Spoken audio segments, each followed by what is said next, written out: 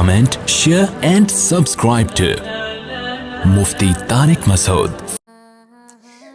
تو اللہ تعالیٰ کہتے ہیں وَإِن مِّنْ أَهْلِ الْكِتَابِ إِلَّا لَيُؤْمِنَنَّ بِهِ قَبْلَ مَوْتِهِ. اللہ فرماتے ہیں جتنے بھی اہل کتاب ہیں وہ حضرت عیسیٰ کی موت سے پہلے ان پر ایمان لے آئیں گے. اس آیت کے دو مطلب بیان کیے گئے ہیں.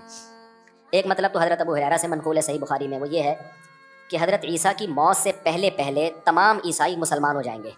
تو حضرت ابو ہریرہ نے یہ تفسیر پیش کی یہ ثابت کرنے کے لیے کہ حضرت عیسیٰ آسمانوں میں زندہ ہیں، کیونکہ اگر ہم مان لیتے ہیں نا ان کی موت ہو گئی ہے تو سارے عیسائی تو مسلمان ہوئے نہیں ہیں. تو اس سے پتہ چلتا ہے کہ جب وہ آئیں گے تو ان کی موت سے پہلے جتنے بھی اہل کتاب ہیں وہ سارے کیا ہو جائیں گے؟ مسلمان ہو جائیں گے. تو یہ بھی بہت ویلڈ تفسیر ہے کہ اور حدیثوں سے بھی یہ ثابت ہے کہ اس وقت کتنا جہاد ہوگا، اما الاسلام و اما السیف، کہ دنیا سے کفر کا یعنی جو اہل کتاب یا تو قتل ہو جائیں گے یا پھر وہ اسلام قبول کر لیں گے. تو سارے اس وقت روئے زمین پر جتنے ہوں گے، حدیث میں آتا ہے بڑا عدل ہو جائے گا زمین پہ اور ایسے بارشیں برسیں گی، کیونکہ دنیا سے سارے چور چکے کی سسٹم ہی ختم ہو جائے گا، دنیا میں سسٹم آ جائے گا اس کی جگہ. تو اور دوسرا مطلب یہ بیان کیا گیا ہے، میری رائے میں یہ دوسرا مطلب کمزور ہے کیونکہ وہ ابو ہریرہ نے اس کو پیش کیا. تو لیکن بہرحال یہ بھی ایک تفسیر ہے، بہت سارے علماء سے یہ بھی ثابت ہے.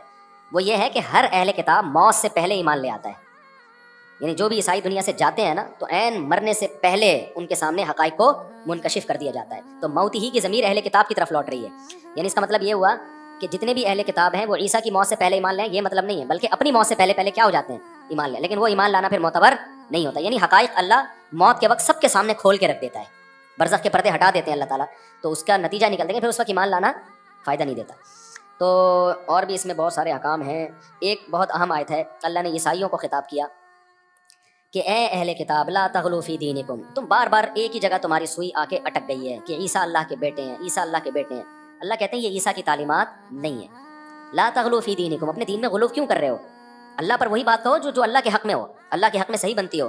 انما المسیح عیسی ابن مریم، مسیح تو عیسیٰ ہیں جو اللہ مریم کے بیٹے ہیں، اور رسول اللہ اللہ کے رسول ہیں، وکلمۃ اللہ کا کلمہ ہے جو اللہ نے مریم کے رحم میں، ان کو مجازن کلمہ کہا جاتا ہے کیونکہ کلمہ کن کی طاقت سے پیدا ہوئے ہیں، تو مجازن کلمہ کہا گیا ان کو کہ کلمہ کن کی طاقت سے پیدا ہوئے. تو اس لیے فرمایا ولا تقولوا ثلاثہ، یہ تین کا لفظ اپنی ڈکشنری سے نکال دو. عیسائی کہتے ہیں، جو کرسچن ہے نا وہ کیا کہتے ہیں؟ ہم ایک بھی ہے اور تین بھی ہے. اللہ کہتے ہیں یہ تین کا لفظ کیا کرو؟ لا تقولوا، یہ تین کا لفظ کہنا چھوڑ دو، بھائی ایک ہی ہے بس. وہ کہتے ہیں حضرت مریم اور عیسیٰ اور اللہ کا مجموعہ اور پتہ نہیں کیا کیا، انہوں نے ان کے عقیدے بہت پیچیدہ ہیں. تو اللہ کا یہ تین کا لفظ کیا کرو؟ اپنی ڈکشنری سے نکال دو، بس ایک اللہ ہے. انتہو خیر لکم، دھمکی ہے اللہ کی طرف سے، رک جاؤ اس دعوے سے، یہ تمہارے لیے بہتر ہے. مت بولو عیسیٰ کو اللہ کا بیٹا، بس اللہ کے رسول اور کلمہ کن کی طاقت سے پیدا ہوئے. ایک جگہ قرآن کہتا ہے کہ تمہیں اگر اس پہ تعجب ہے کہ بغیر باپ کے انسان کیسے پیدا ہو گیا، تو اللہ کہتے ہیں ان مثل عیسیٰ عند اللہ کمثل آدم، آدم کو تو ہم نے باپ اور ماں کے بغیر پیدا کیا، ان کو تو انسان مان رہے ہو، اور عیسیٰ کو کہہ رہے ہو جو باپ کے بغیر پیدا ہوئے ان کو کہہ رہے ہو کہ یہ تو اللہ ہیں یا اللہ کے بیٹے ہیں. تو یہ کیا بات ہوئی؟ جیسے وہ اللہ کی قدرت ہو، یہ بھی اللہ کی قدرت. ایک اور جگہ قرآن نے کہا کان آیا کلان طعام، عیسیٰ اور اس کی ماں تو کھانا کھایا کرتے تھے، جو کھانا کھاتا ہے وہ معبود نہیں ہوتا. کتنے واضح دلائل دیے، لیکن اللہ بھی عذاب نازل نہیں کر رہے، بس دھمکیاں دے رہے ہیں. انتہو خیر لکم، رک جاؤ یہ تمہارے لیے بہتر ہے. انما اللہ الہ واحد، معبود صرف ایک اللہ ہے. آج ہم بدعتیوں سے بھی یہی کہتے ہیں، چھوڑ دو یا رسول اللہ مدد، چھوڑ دو یا علی مدد، چھوڑ دو یا فلاں مشکل کشا، چھوڑ دو بھائی یہ نعرے. سیدھی سیدھا اسلام کا جو 2 اور 2 4 کی طرح عقیدہ ہے کتنا صاف ستھرا. یا ایھا الناس انتم الفقراء الی اللہ، سارے اللہ کے محتاج ہیں بھائی، کوئی کچھ بھی نہیں کر سکتا، نہ پیغمبر نہ فرشتے نہ ولی، سب برابر ہیں، ہماری طرح کے انسان ہیں.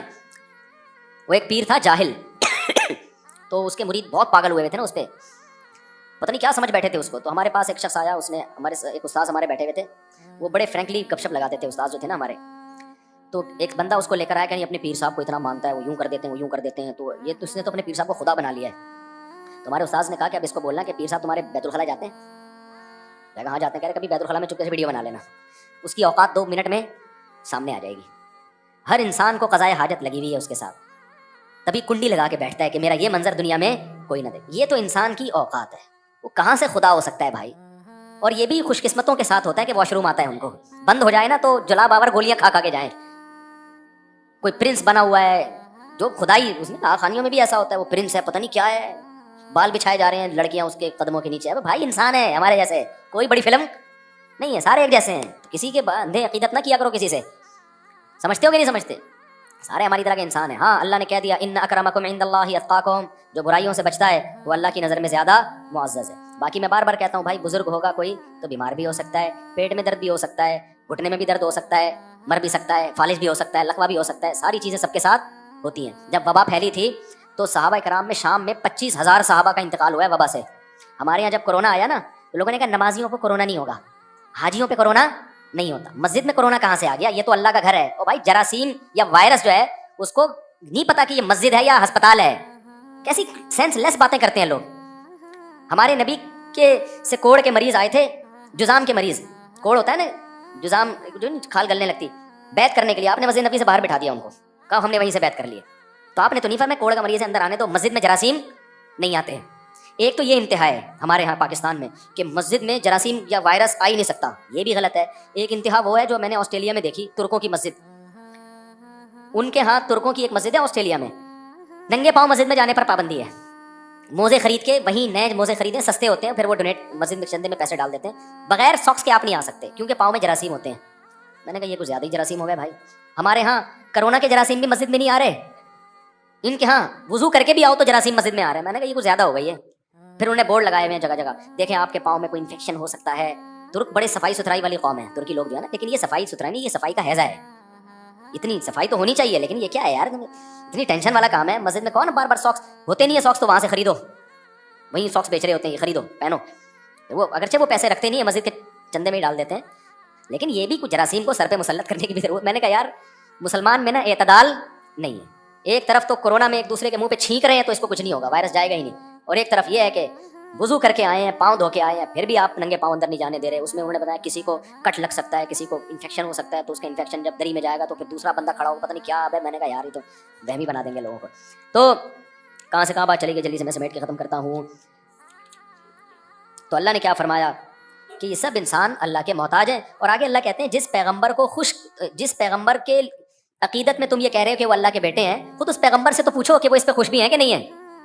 جس لیے نے فرمایا لن یستنکف المسیح ان یکون عبدا للہ, مسیح علیہ السلام کو اس میں کوئی عار نہیں ہے کہ وہ اللہ کے بندے ہیں. وہ اس پہ خوش ہوتے ہیں کہ لوگ مجھے کیا کہیں, اللہ کا بندہ. تو جب ہمارے لوگ کہتے ہیں نا یا رسول اللہ مدد, تو اس سے ہمارے نبی خوش نہیں ہوتے ہیں. ہمارے نبی کو خوشی اس میں ہے کہ لوگ مجھے اللہ کا بندہ سمجھیں, جو توحید میں لے کر آیا ہوں لوگ اس کے قائل ہوں. تو یہ وہ کام کر رہے ہیں جس سے پیغمبر بھی خوش نہیں ہوتے. آگے اللہ کہتے ہیں جو لوگ اللہ کی عبادت سے, اللہ کو معبود ماننے سے تکبر کرتے ہیں, اللہ تو ان کو دردناک عذاب دے گا. تو یہ کیسے ہو سکتا ہے کہ عیسیٰ ابن مریم یہ کہنا شروع کر دیں کہ مجھے اللہ کی بندگی سے نکال دو.